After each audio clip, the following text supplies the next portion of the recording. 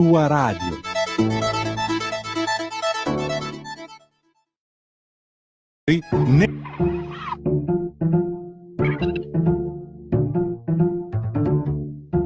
Va ora in onda Oltre la pagina.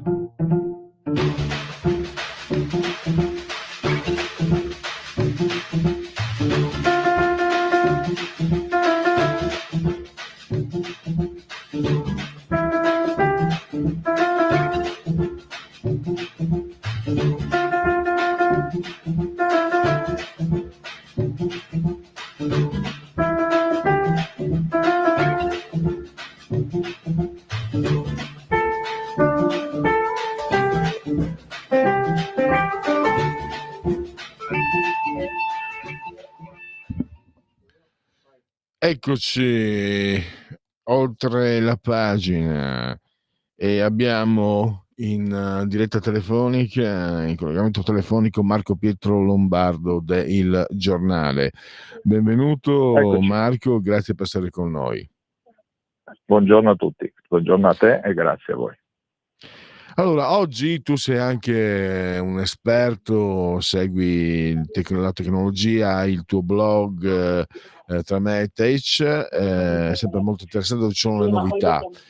E oggi parliamo di intelligenza artificiale perché nel momento in cui i suoi due creatori, e si parte da lontano, 1982, vincono il Nobel e si dicono, non dico preoccupati, ma dicono che adesso l'intelligenza artificiale potrebbe avere il sopravvento sull'umanità e sul cervello umano, sull'intelletto umano. Allora, sono passati 40 anni da Blade Runner e le impressioni di 40 anni che erano un film, adesso Rutger Hauer, ho visto cose che voi umani. Ecco, adesso entriamo in modalità reale e la cosa naturalmente. Tanto tu nel tuo articolo sei anche molto equilibrato, cioè spaventa ma anche incuriosisce, è una cosa spaventosa e meravigliosa insieme quella che abbiamo di fronte, perché io credo che sia anche legittimo essere spaventati, ma pensiamo alle applicazioni pazzesche che ci possono essere grazie all'intelligenza artificiale. Comunque il fatto che lo dicano 2 Nobel mi ha colpito, partiamo da lì, prego. Ma sì, sai, poi dopo, è vero, lo dicono 2 Nobel, poi dopo gli scienziati sono sempre i primi magari a porsi dei dubbi. Uno scienziato mi disse sì, noi però abbiamo tanti dubbi ma dobbiamo comunque andare avanti. Poi certo c'è chi si ripone, ma secondo me qui la sfiducia non è tanto più che sul mezzo tecnologico, ma su chi ne farà uso, e questa è un po' la discriminante di questa situazione, no? Perché l'intelligenza artificiale è un mezzo potentissimo ed è un mezzo che può veramente cambiare la storia dell'umanità, perché la capacità di calcolo che avranno le macchine sempre di più permetterà di fare cose che già adesso si comincia a fare. Tu provi a immaginare, sai che è stato detto che ci sono delle ricerche mediche che si sono molto accelerate grazie a quanto è stato fatto anche durante il Covid, ma comunque anche grazie all'intelligenza artificiale. Ci sono ricercatori che prima dovevano passare mesi sui libri per trovare una risposta alla domanda e oggi la trovano in pochi secondi. Ecco, questa è l'intelligenza artificiale ovviamente che andrebbe usata. Poi, come tutte le grandi innovazioni dell'umanità, a cominciare dalla scoperta del fuoco o dalla prima pietra presa in mano che doveva costruire una casa, si può trasformare in un'arma micidiale. Questo è vero, ma è anche vero che ci sono delle discriminanti sull'intelligenza artificiale che probabilmente ancora noi siamo molto condizionati appunto dai film che abbiamo visto, no? Tipo Blade Runner, però l'intelligenza artificiale può fare dei calcoli in maniera veramente miliardi di calcoli più velocemente di noi, però su certe cose avrà sempre bisogno di noi.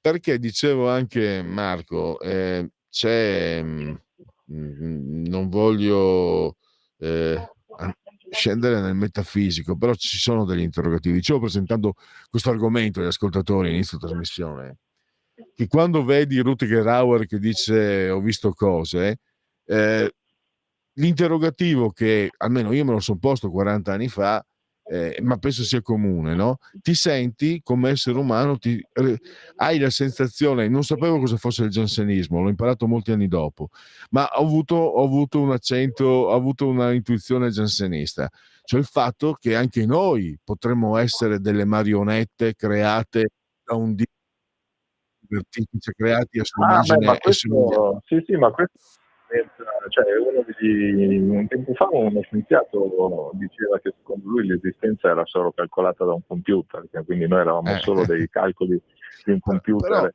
per Marco, questo scusami, esistiamo.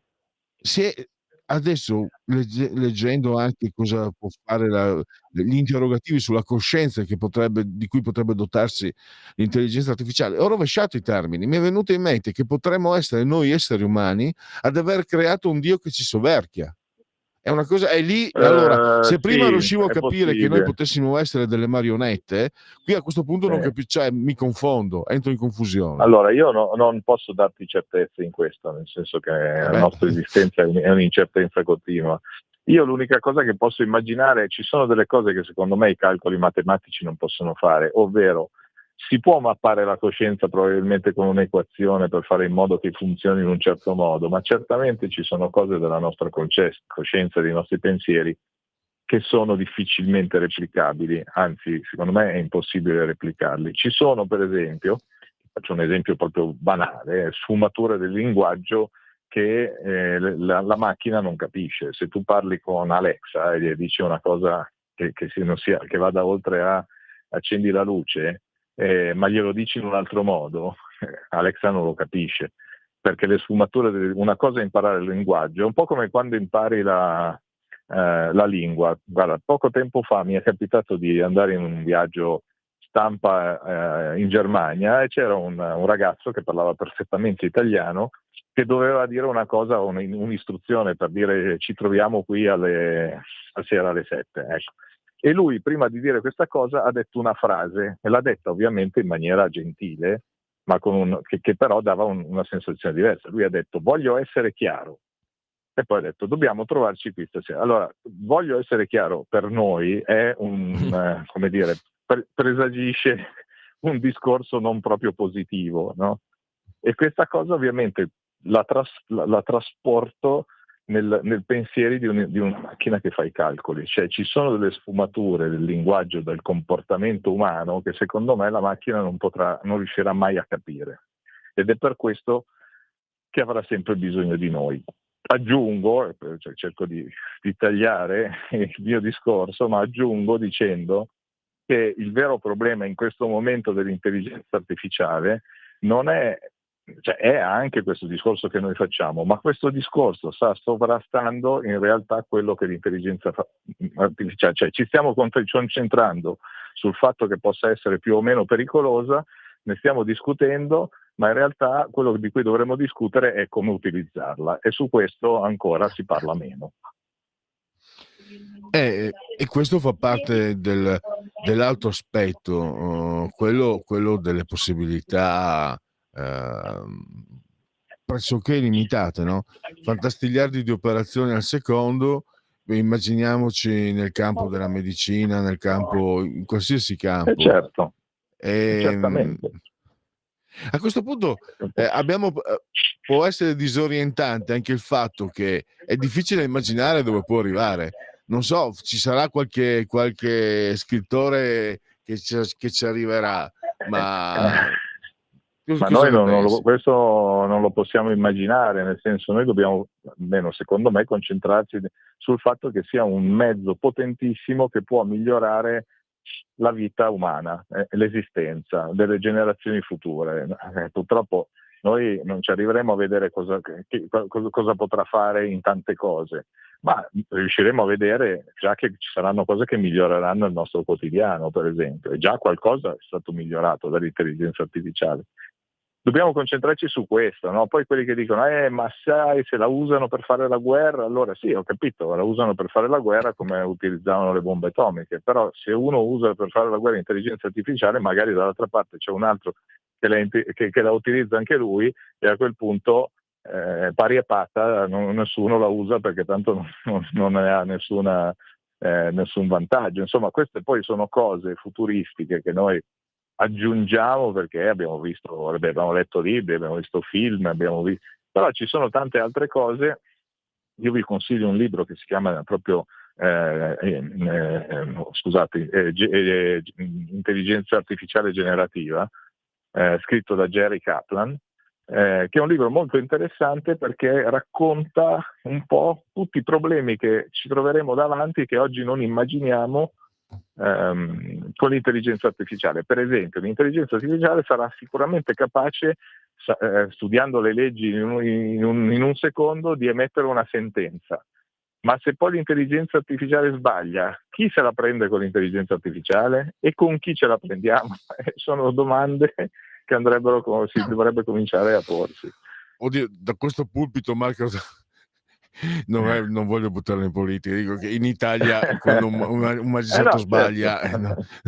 È impunito al massimo e sbaglia spesso, so, come però dicono domani invece non ci sarà probabilmente errore, o se ci sarà devi anche debitarlo a chi? All'intelligenza artificiale? Ma mi sembra, Al scusami, programmatore? mi sembra che negli Stati Uniti avevano già cominciato con le sentenze. Sì, no, certo, fanno giustizia preventiva con l'intelligenza artificiale.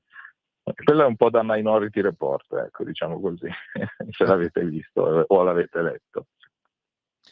E c'è anche la considerazione, no, che tu riporti cioè come la rivoluzione industriale ha sostituito l'uomo, ha superato l'uomo nella forza lavoro, diciamo che l'intelligenza artificiale lo supererà, dovrebbe superarlo nell'intelletto, ma quello che hai detto tu sul fatto che è l'uomo poi, che dipende dall'uomo, dipende da quello che deciderà l'utilizzo dell'uomo. È anche interessante, Certo. riprendo il tuo articolo la settimana scorsa, come si è arrivati. C'è stata proprio una multidisciplinarietà, perché si è usata l'informatica, la biologia, la psicologia, la fisica per arrivare. Ma certo, ma oggigiorno ormai come dire, l'innovazione, la tecnologia non è più solo tecnologia, è un mix, si è arrivati a un mix di tecnologia e umanismo, no? Quindi la filosofia è entrata nella tecnologia, la sociologia è entrata nella tecnologia, la medicina è un mix. Ormai alle università si insegna anche materie umaniste, perché comunque il medico ormai non può essere solo un esperto di salute, ma deve essere esperto di tante cose. È un mondo che sta cambiando velocemente. In meglio, quello dipende da noi, non dall'intelligenza artificiale. Mi incuriosisce questo, non vorrei, diciamo, fare troppa chiacchiera, però questo mi incuriosisce. Fino grosso modo all'Ottocento c'era l'idea enciclopedica della cultura, non c'era distinzione tra architetto e ingegnere. Se andiamo a leggere gli epistolari di Leonardo e di altri geni, si occupano di Leonardo poi era pazzesco, no? Forse anche che Leonardo è così di moda perché si sta ritornando, perché a un certo punto mi sembra ci sia stata una certa settorialità. Lo scienziato si occupa di scienza, il filosofo di filosofia, sì. eccetera. C'è un ritorno con mezzi nuovi, perché per esempio in questi giorni mi stavo ripassando diciamo gli scienziati del fine Settecento, primo Ottocento, per metà dell'Ottocento, perché sto facendo dei programmi di studio e lì tu vai a vedere gli uomini che hanno scoperto le più grandi innovazioni del tempo, erano anche per esempio botanici, chimici, ma anche fisici, però anche filosofi, piuttosto era proprio uno studio, lo studio era ad ampio spettro. Questa cosa sta un po' tornando, io spero che torni ovviamente sapendo che poi dopo ognuno di noi ha la sua specializzazione, però avere un po' di cultura, un po' di tutto mi sembra la cosa fondamentale per raggiungere grandi risultati. Mi veniva in mente il dialogo sui massimi sistemi di Galileo, che cosa si fa in quarta Certo. liceo mi sembra, ed era Certo. sì, era impressionante il pensiero di Galileiano, era impressionante, era uno scienziato però Certo. sembrava un filosofo. Certo, certo.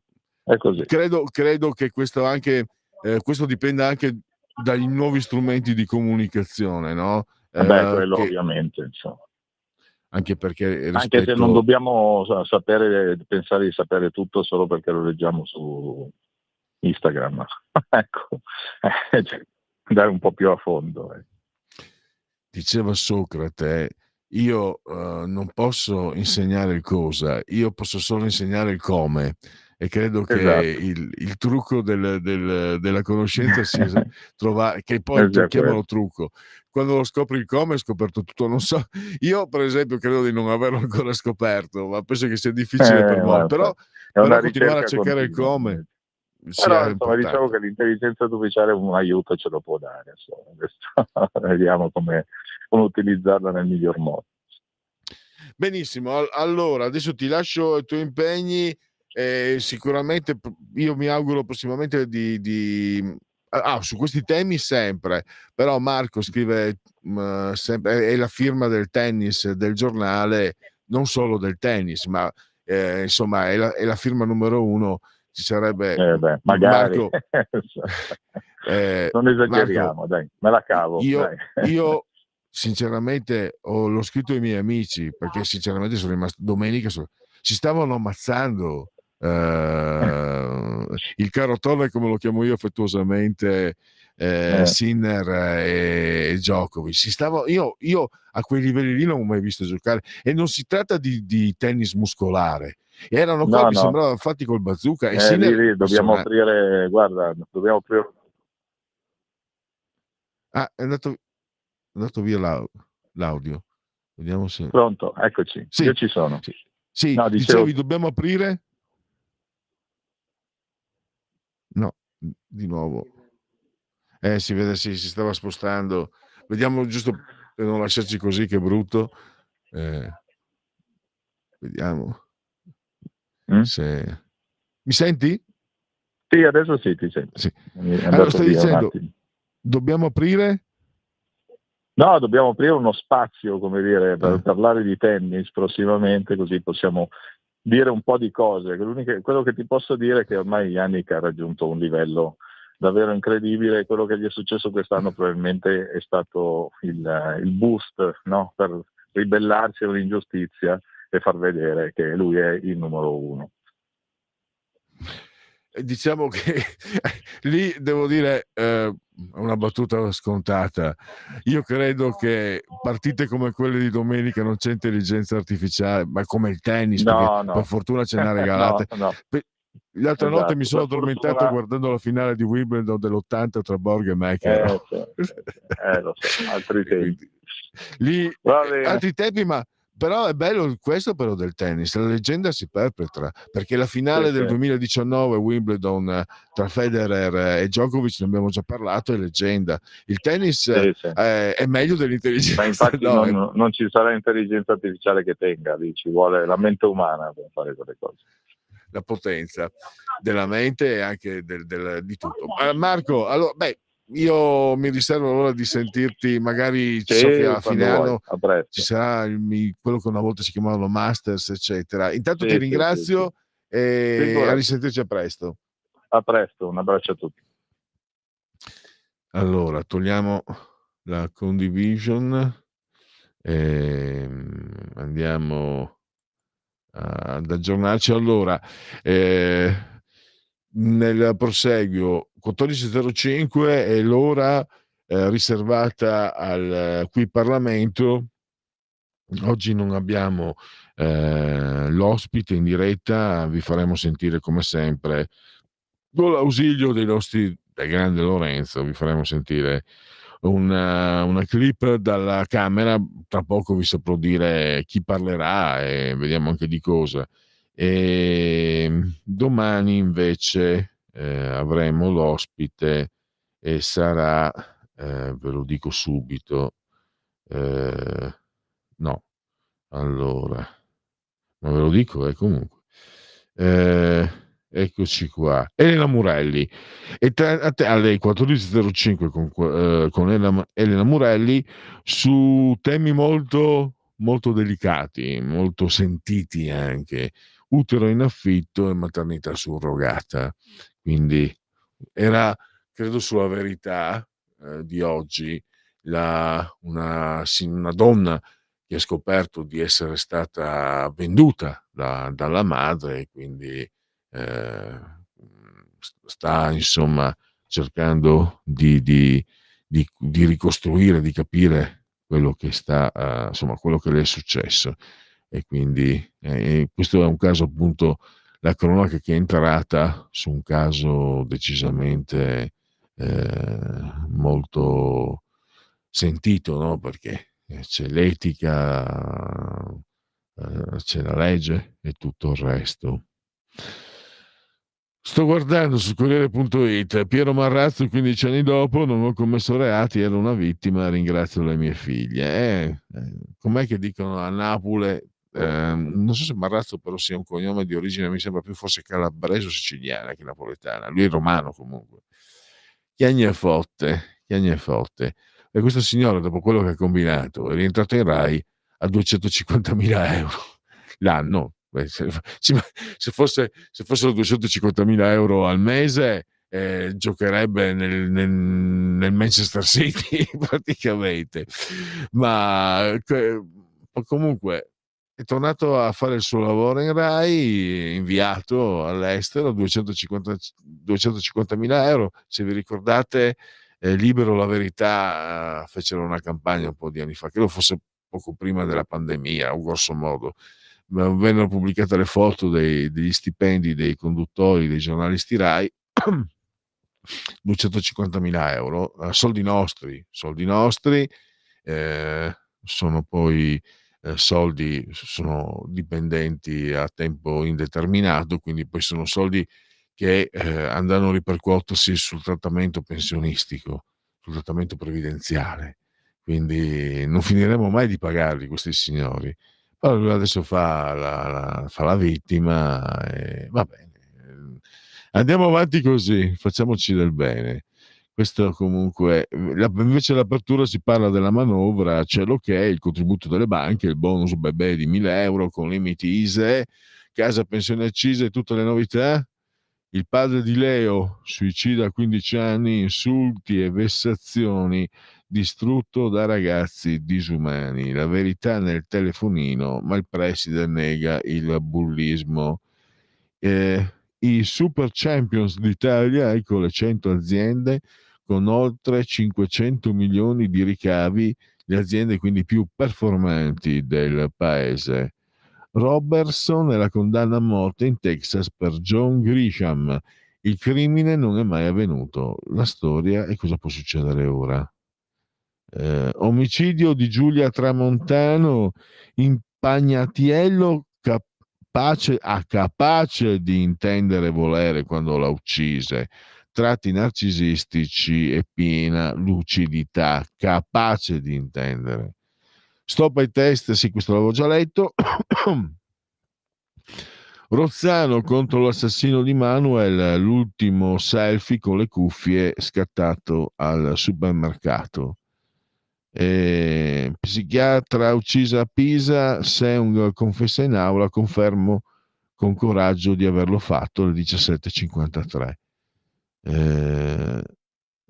Va bene, questo, vediamo l'apertura di Repubblica.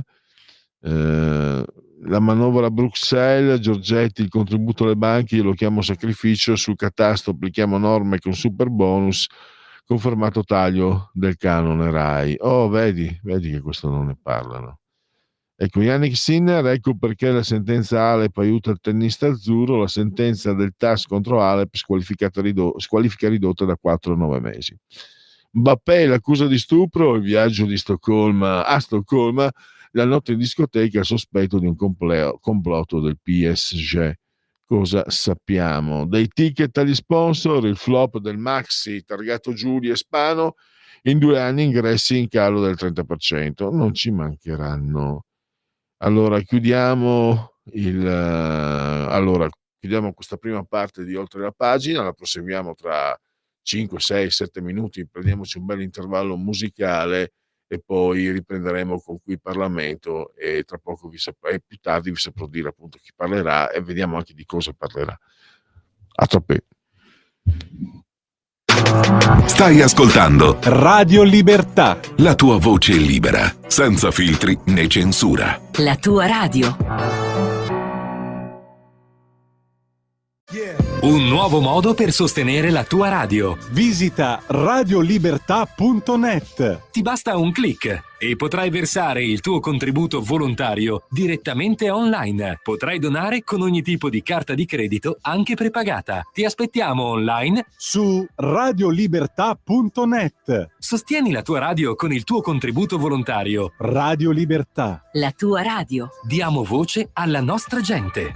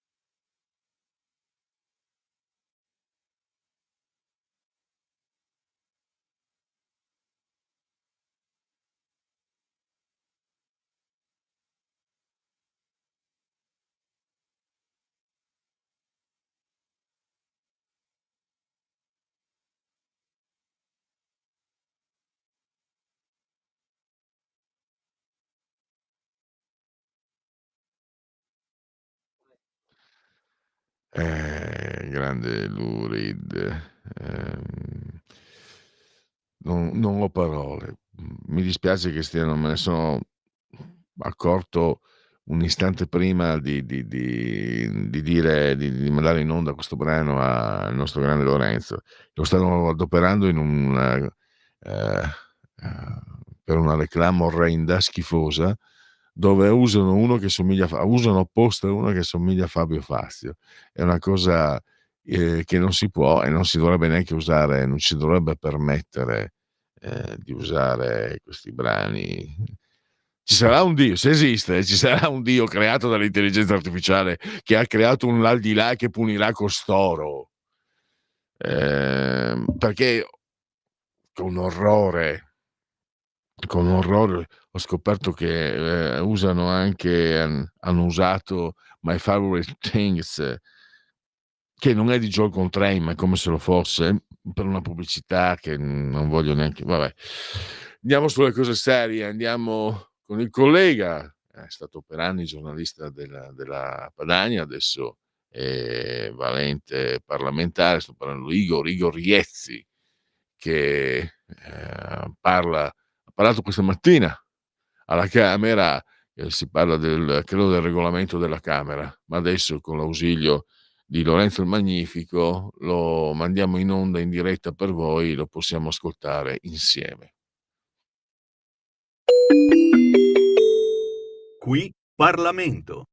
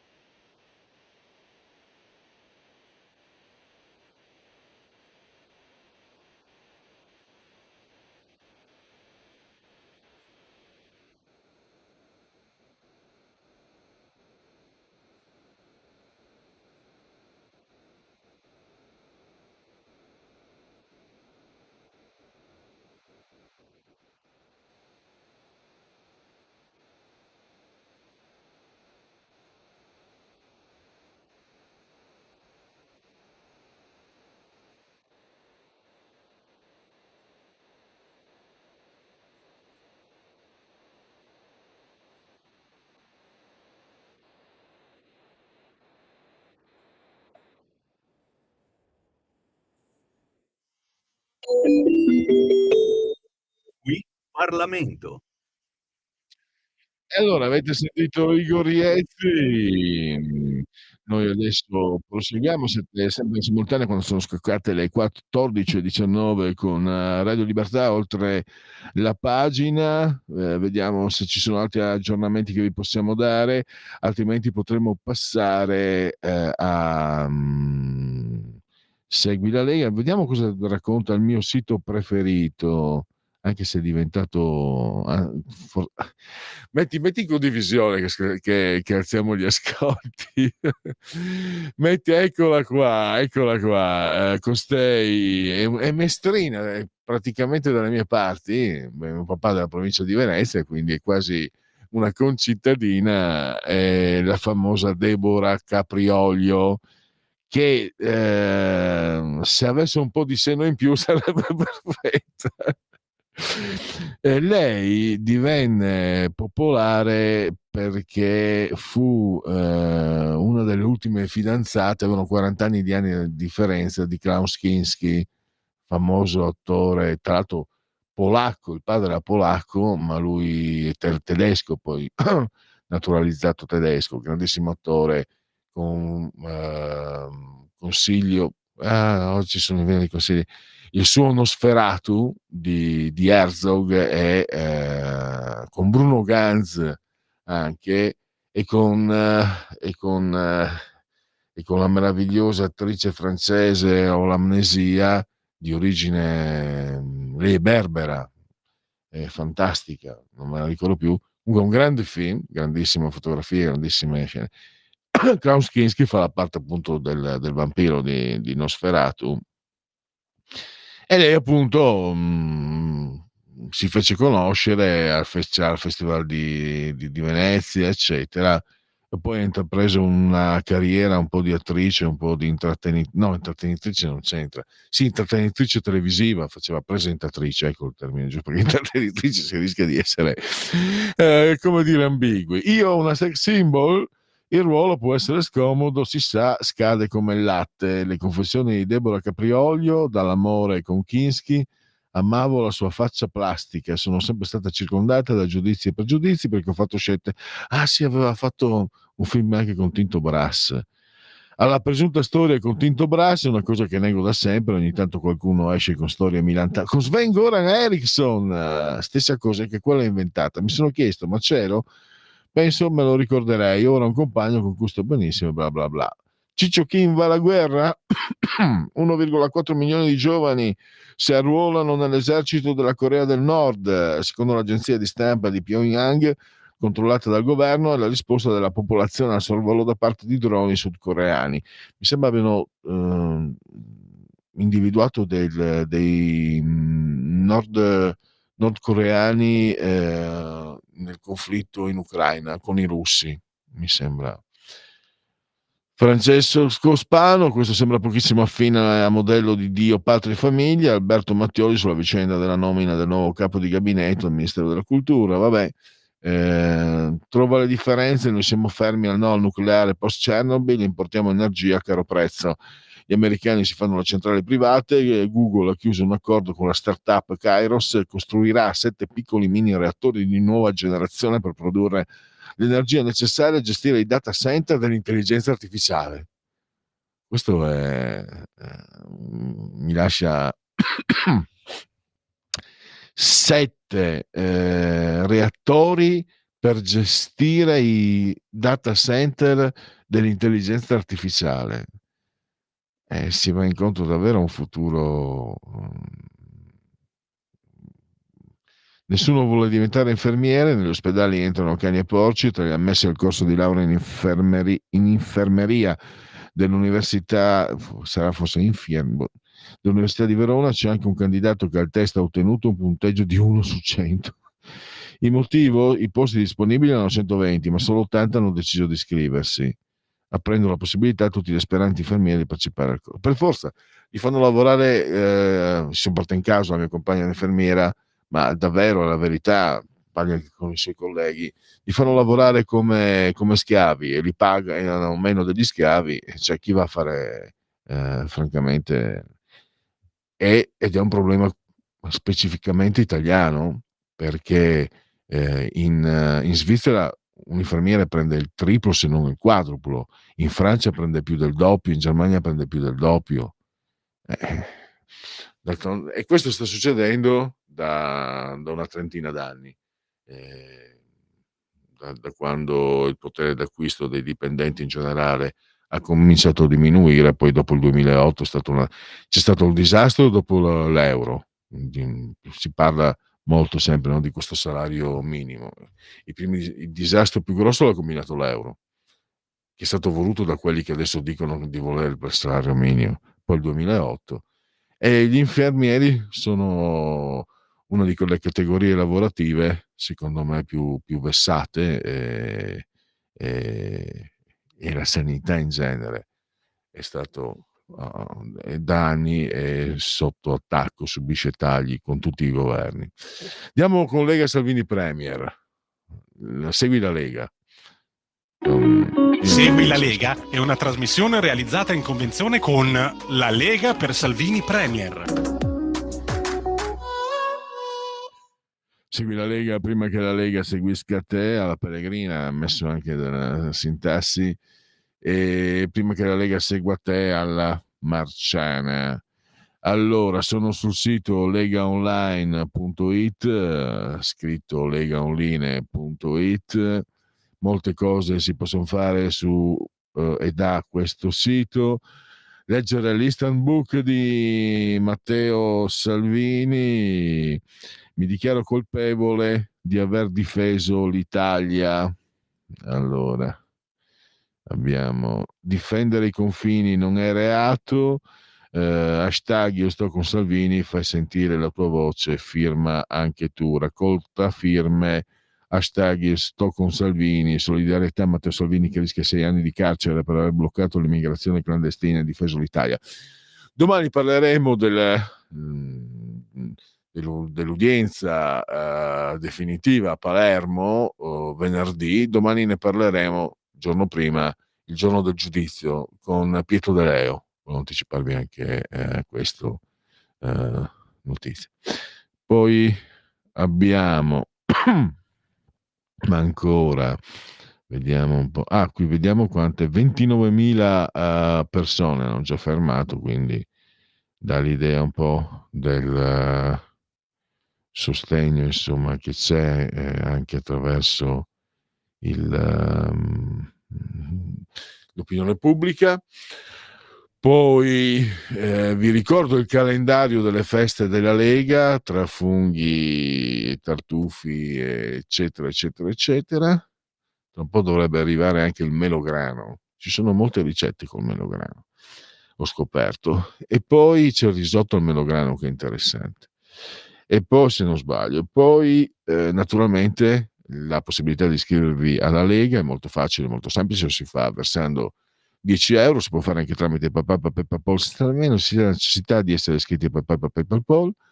Quindi i dati richiesti, il codice fiscale, vi verrà recapitata la magione per via postale, ma se di mezzo ci sono poste italiane, io raccomando ampi, calorozzi e sentitissimi gesti apotropaici alle femminucce, ai maschietti, a tutti i sessi previsti e non previsti, perché io sono molto inclusivo.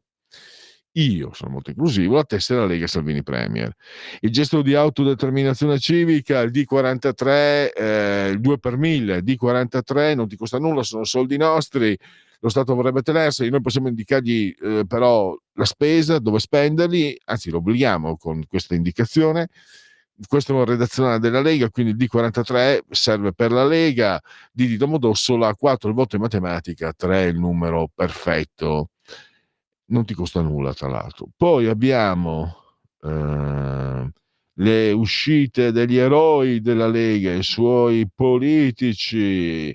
Abbiamo alle 16 l'europarlamentare Silvia Sardone, Sky TG24, il presidente della Commissione Attività Produttive a Montecitorio, Alberto Gusmeroli, alle 18:20, sempre oggi, a Class TV, Class CNBC.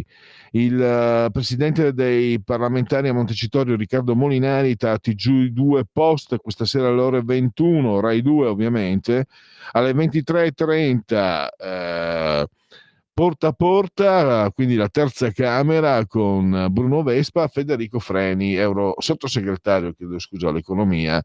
E poi domani invece ora Antelucana al cuore della notte per chi vi parla, con il vice ministro delle infrastrutture Edoardo Rixi ad Agorà Rai 3. E direi che per Segui la Lega Sassufi tra pochi minuti parleremo dei problemi dell'editoria con Matteo Fais. La tua radio è ascoltabile anche con la televisione in digitale. Sul telecomando della televisione digitale o del tuo ricevitore digitale puoi scegliere se vedere la TV o ascoltare la radio. Risintonizza i canali radio e troverai anche Radio Libertà, canale 252.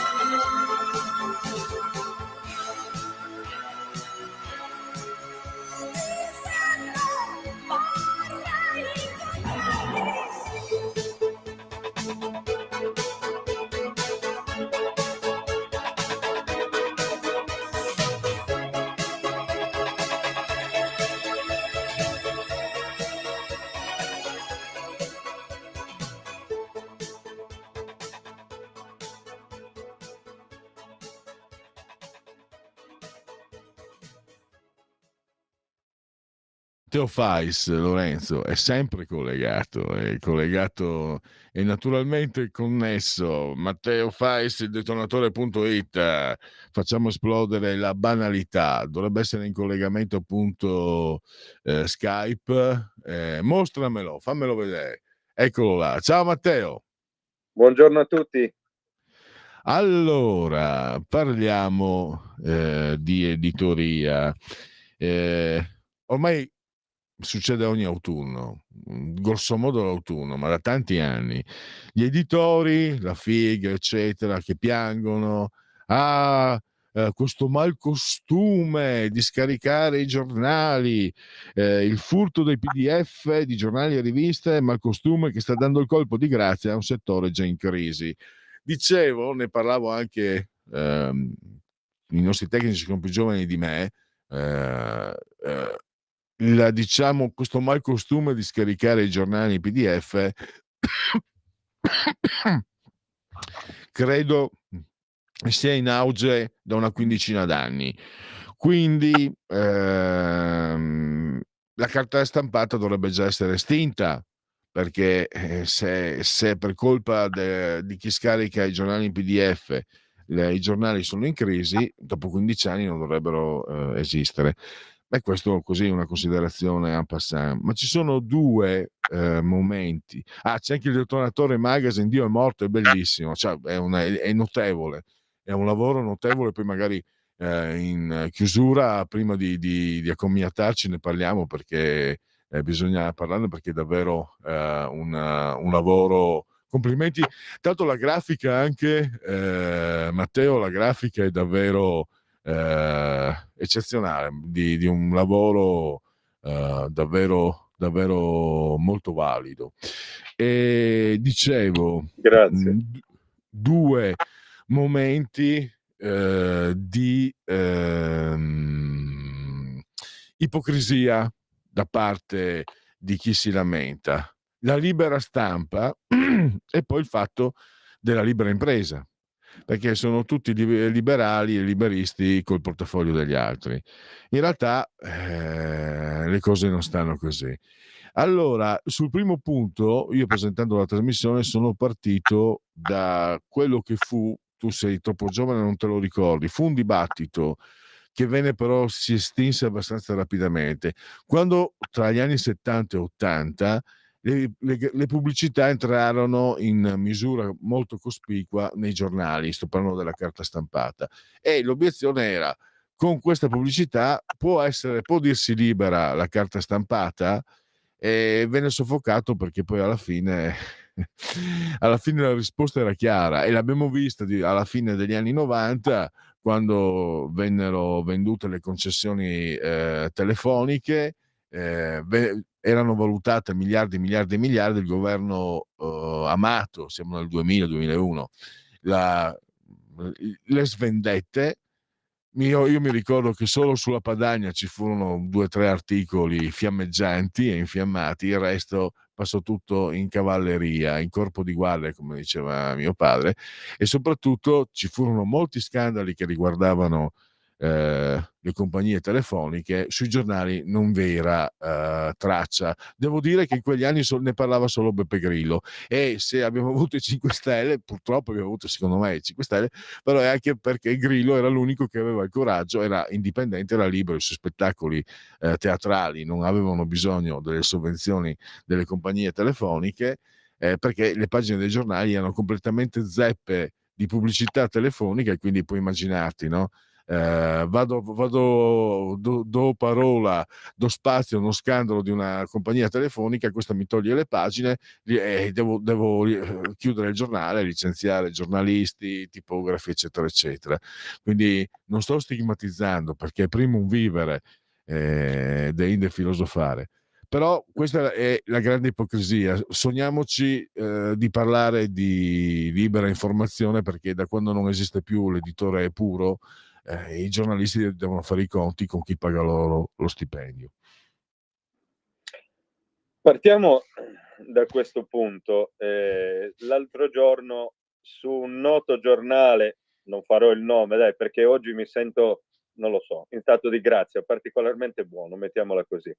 In un famoso giornale di destra si folleggiava sulla questione del ma tutti quelli che hanno diritto, parlamentari e via dicendo, alla rassegna stampa, poi concedono le loro password, lasciano impunemente scaricare questi giornali in PDF che poi vengono fatti circolare liberamente fra la popolazione. Insomma, qualunque persona che non sia nata ieri, ma ce ne sono molte che sono nate ieri, ve lo devo dire, cioè che sono poco avvezze al, come dire, al maneggiare internet in modo proficuo, chiunque sa benissimo che tutti i quotidiani sono rintracciabili. E certamente questa è una prassi non propriamente encomiabile, mettiamola in questi termini. È altresì vero però che questi giornali hanno vita e vengono stampati fondamentalmente grazie a sovvenzioni pubbliche. I giornali campano, si sa, certo non lo devo spiegare io a te, ma diciamo che lo spieghiamo ai lettori qualora non lo sapessero ancora. I giornali campano di una malsana commistione tra finanziamento pubblico e finanziamento privato. Cioè c'è un proprietario, un privato, di solito quello che detiene il giornale, e il quale si avvale ampiamente di fondi pubblici. I fondi pubblici sono concessi in teoria per il motivo che in una democrazia liberale ci dovrebbe essere una libera informazione e non vi era altro modo migliore che per garantire ciò del finanziamento pubblico. Poi in realtà purtroppo entrando in gioco anche il privato ciò non può essere, ma anche nel caso si parli di soli finanziamenti pubblici, sappiamo benissimo che il giornalismo dovrebbe essere ancora più di tutti gli altri settori, ancora più della filosofia, secondo me, con tutto che io sono laureato in quella disciplina, dovrebbe essere il guardiano del potere. Il problema è che se il potere finanzia il giornalismo è ben difficile che gli faccia da guardiano, è più probabile che propaghi le veline di questo. Ecco, quello che mi faceva ridere di questo giornale di destra che folleggiava contro il furto dei quotidiani è che questi quotidiani sono quotidiani di Stato, diciamoci la sincera verità, quindi sono stampati con i soldi del contribuente e il fatto che il contribuente voglia giustamente fruire di qualcosa per cui paga, nella sostanza anche chi non va a comprare il giornale in edicola paga perché i giornali ci siano, e che ne voglia fruire, per carità di Dio, è sbagliato ma è sacrosanto, concedetemi il paradosso, perché qui o decidiamo che il giornalismo deve stare sul mercato e allora la pirateria va tenacemente e ferocemente perseguita, o altrimenti, non lo vorrei dire ma lo dico, in qualche modo è naturale che uno voglia anche godere per le tasse che paga, diciamocelo chiaro e tondo, e si senta in diritto di leggerli questi quotidiani, anche se non propriamente nel modo che sarebbe più consono. Mi rendo conto che questa tesi è controversa, è al limite, veramente al limite, e c'è fondamentalmente una violazione da parte di chi fa tutto ciò. Però è altresì vero che in particolare da un giornale di stampo smaccatamente liberale, io non mi aspetterei che ci fosse poi che ci fosse poi il godimento di questi fondi pubblici, perché nel momento in cui tu ti avvali di questi, per vie traverse sei un dipendente dello Stato, cioè sei esattamente la categoria che più vai a vessare nei tuoi articoli. Vorrei dire, per questo mi faceva sorridere la questione e mi sono trovato in profondo disaccordo col direttore del giornale, che tante volte invece per tante altre tesi ho apprezzato, ma per questa no, ok?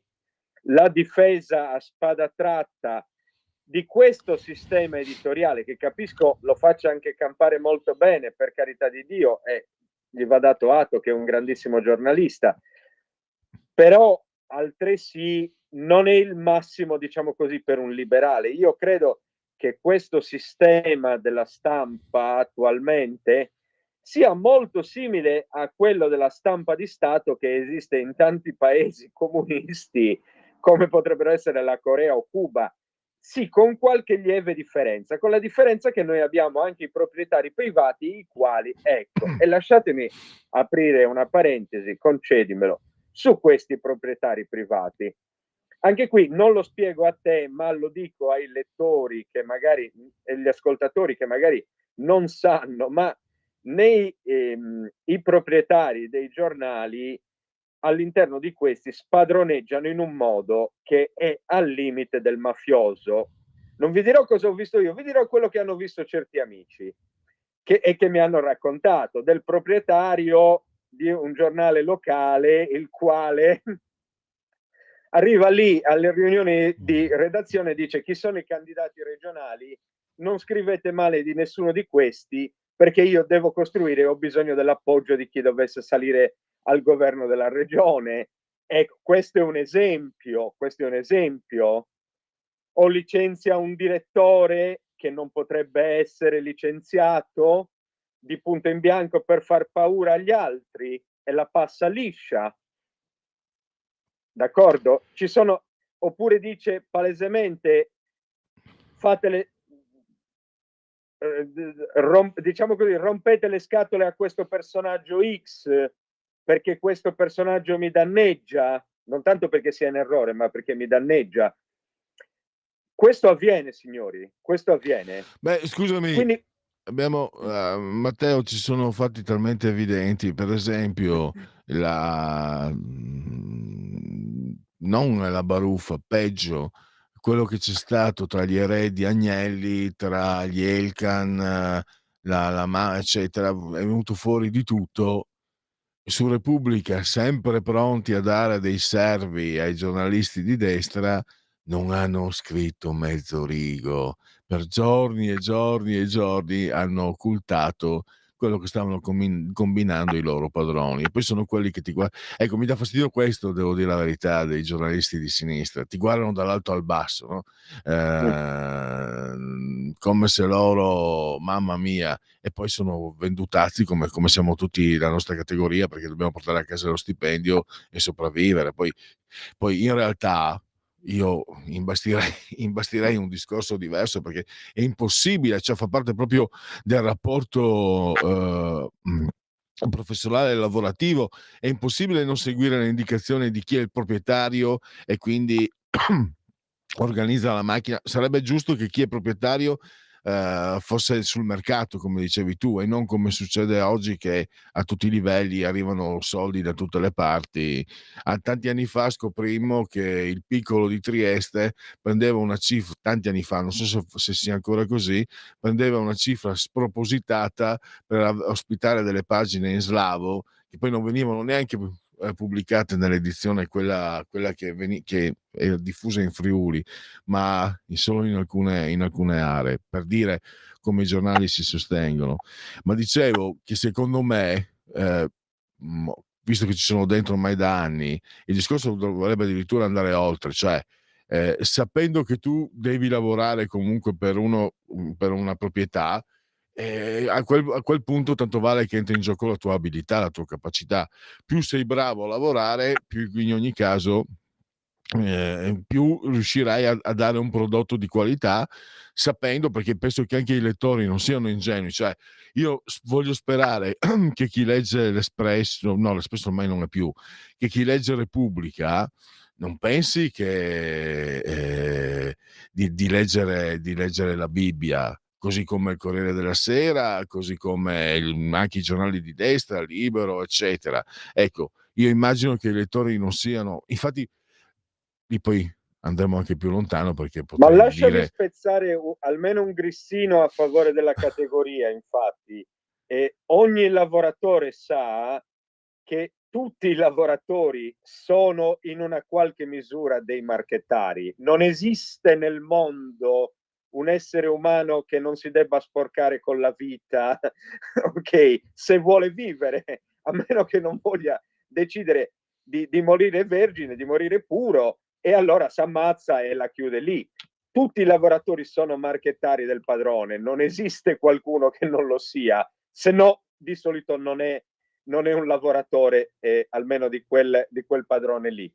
Ecco, questo è sicuro, quindi non è che i giornalisti siano diversi dagli impiegati delle poste o di qualunque altro, per esempio, ente che esiste in Italia. Un qualunque lavoratore dell'Agenzia delle Entrate deve fare quello che dice il dirigente, non è che lui può assumersi il compito di dirigere la baracca, fa quello che gli viene detto di fare, fa secondo le direttive che arrivano dal ministero, quindi agisce per conto terzi, non è lui in prima istanza che, come dire, si fa propugnatore di una qualche idea di giustizia. Questo è ovvio ed è sicuro, quindi in tal senso i giornalisti non sono diversi da tutti gli altri.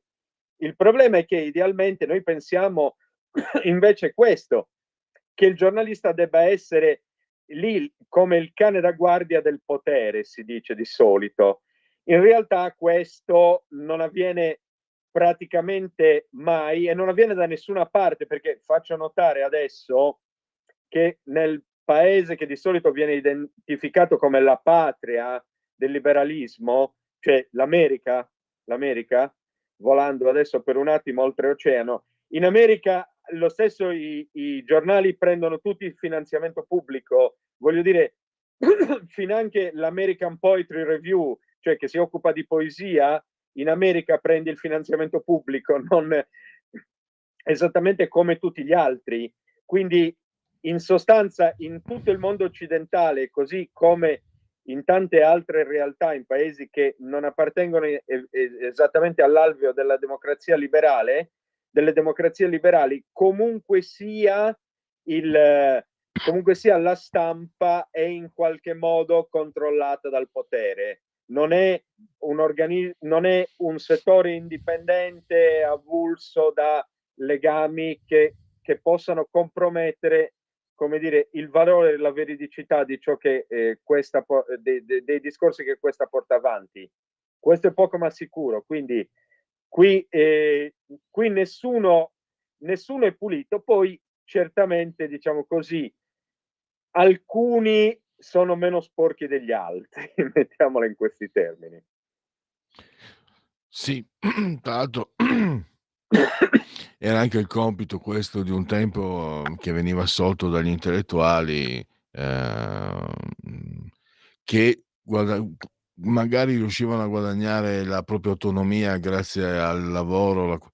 Cioè Pierpaolo Pasolini è stato, questa è una mia interpretazione, è stato un grande intellettuale sicuramente, che aveva anche il coraggio, io so, eccetera. Perché intanto, per cominciare, era un critico letterario formidabile, forse il secondo miglior critico letterario della sua generazione. Cioè, era uno che sapeva scrivere, faceva il tuo mestiere praticamente, Matteo.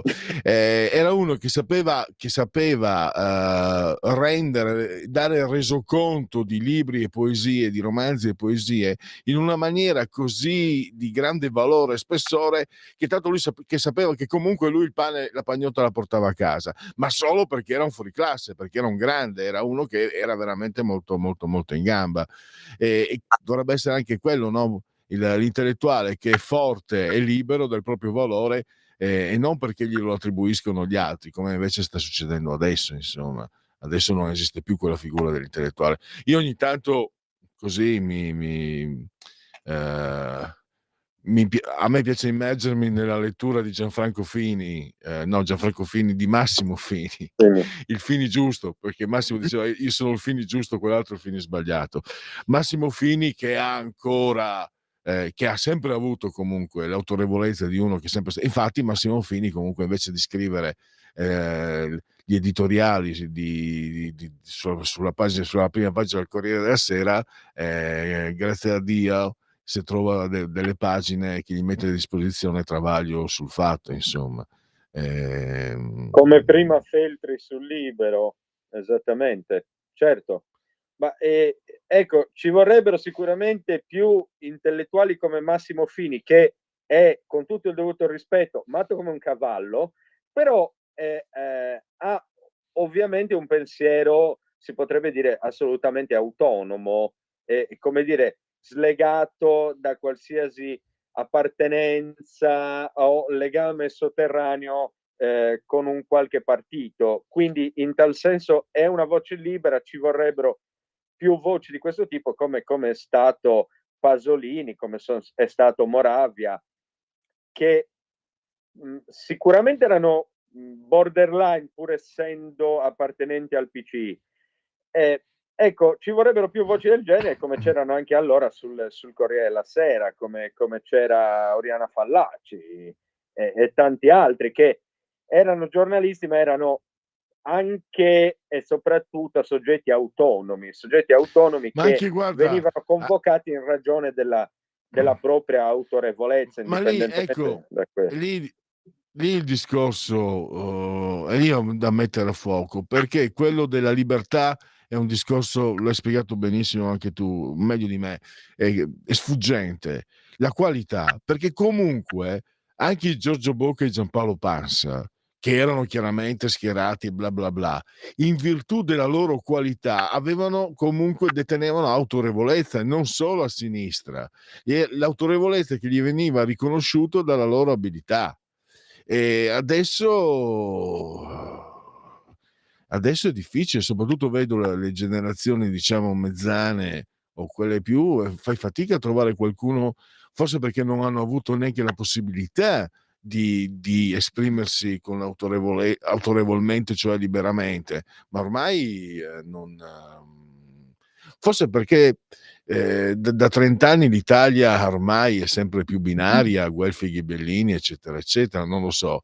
Però cioè, l'autorevolezza era di chi diceva le cose come stanno, anche se magari le diceva da prospettive diverse, da punti di vista diversi. Adesso questo mi sembra manchi tantissimo. Ovviamente concordo. La caratura di soggetti come Pansa o Bocca è irraggiungibile oggi come oggi, fondamentalmente. E anche mi ricordo che anche una volta quando intervistai Feltri, che è molto aperto come giornalista anche a riconoscere l'autorevolezza e il valore altrui, non è per niente uno che non è per niente un narcisista che se la mena, ok? Lui diceva: io non ho più trovato una prosa come quella di Bocca o di Pansa, mi diceva lui. E questo è vero, questo è vero. E riconosceva anche che, per esempio, invece in Travaglio c'è tutta questa capacità esiste, a fronte del fatto che magari possiamo non sempre condividere ciò che scrive, però effettivamente questo c'è. Ma sono oggi come oggi purtroppo casi rari e isolati. C'è anche da dire però che esistono tanti soggetti che non sono messi nella condizione di potersi esprimere nella migliore delle condizioni. Ecco, mi diceva uno che ho fatto scrivere sul Detonatore Magazine: non so da quanto non mi divertissi tanto nello scrivere, finalmente con te mi sono sentito libero di dare espressione a qualcosa che c'era dentro di me. Ecco, Matteo, mettiamola in questi termini. il tempo mi ha ingannato, abbiamo solo un minuto, però direi un anticipo, poi magari ci sentiamo la prossima settimana e entriamo nel merito. Dio è morto, il Detonatore Magazine. L'ultimo numero del Detonatore Magazine, che è il numero 2, siamo partiti dallo 0, riprende una tematica che fu sollevata dal Time Magazine nel 1966, cioè la domanda lì era "Is God dead?", cioè Dio è morto. Noi l'abbiamo riproposta oggi a quasi 60 anni di distanza, la storia è andata enormemente avanti, tante cose sono mutate, ci sembrava che la cogenza della domanda però fosse rimasta tale e anzi fosse da indagare nuovamente, perché loro ovviamente facevano riferimento a un altro mondo e in particolare all'universo americano, e non potevano avere idea di che cosa sarebbe successo frattanto in Europa, le migrazioni e via dicendo, che l'11 settembre, come dire, il passo indietro dell'America da tanti punti di vista nello scacchiere internazionale. Ecco, loro non potevano prevedere tutto questo, noi l'abbiamo vissuto, quindi potevamo, come dire, aggiungere qualcosa che allora non poteva essere detto, e ci siamo riproposti questa domanda che abbiamo affrontato da tanti punti di vista, storico, filosofico, e poi ecco, il giornale comunque sia, per gli appassionati, contiene anche un'ampia sezione poetica, ampissima direi, e tante segnalazioni letterarie con cui, insomma, fra le quali potreste scegliere per magari decidere di acquistare un bel libro da leggere, che sia di narrativa o sempre appunto di poesia. Quindi dateci uno sguardo, lo trovate sulla pagina Facebook, trovate il link per sfogliarlo gratuitamente sulla pagina Facebook del Detonatore, oppure sulla mia, lì è presente, centrate come se niente fosse, gratuito. Dateci un'occhiata. Benissimo. Ne parleremo magari anche più approfonditamente la prossima occasione. Grazie Matteo Fais, devo chiudere, ciao. Grazie a voi, a prestissimo. Grazie a Lorenzo il Magnifico sul trono di comando energia tecnica, e grazie a tutti coloro che ci hanno seguito. Miau.